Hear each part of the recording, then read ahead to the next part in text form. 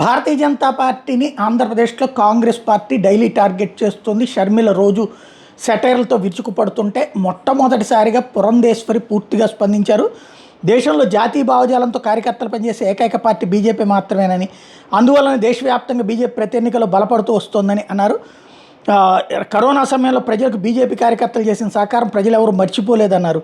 BJP కార్యకర్తలకు ఉన్న సేవాగుణం మరెక్కడా లేదు. బీజేపీ కార్యకర్తలు గతంలో సభ్యత్వ నమోదుని బాధ్యతగా తీసుకుని పనిచేస్తే 18 కోట్ల మందిని సభ్యులు చేరిస్తే అప్పటికే ప్రపంచంలో చైనా కమ్యూనిస్ట్ పార్టీ 9 కోట్ల సభ్యత్వాన్ని అధిగమించి ప్రపంచంలోని అతిపెద్ద రాజకీయ పార్టీగా ఆవిర్భవించిందని గుర్తు చేశారు. దేశవ్యాప్తంగా 20 రాష్ట్రాల్లో బీజేపీ మిత్రపక్షాలతో అధికారంలో ఉన్నది అన్నటువంటి విషయాన్ని గుర్తు చేశారు.